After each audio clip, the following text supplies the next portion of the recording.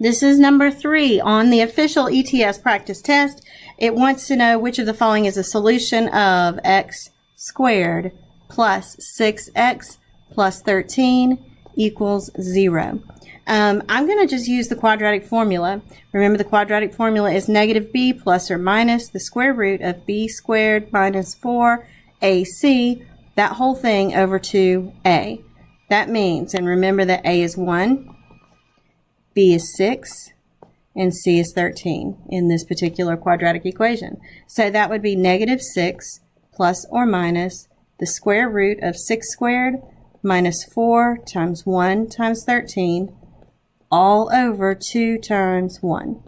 So that equals negative 6 plus or minus 36. 4 times 13 would be 52.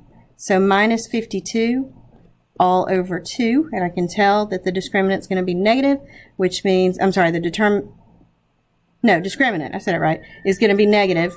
So that would be 36 minus 52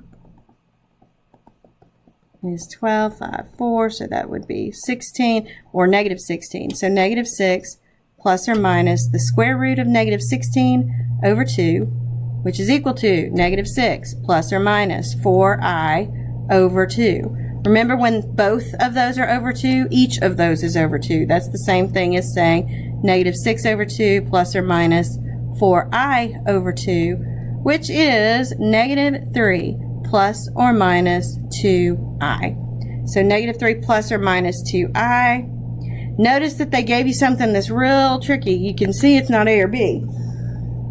Excuse me. The leading coefficient, negative 1, or negative right here, it would have to be there for that last one to be a possible solution. It's not, so you know that it's not that one either, which means, and you can see negative 3 minus 2i is one of the two solutions. So the answer is C.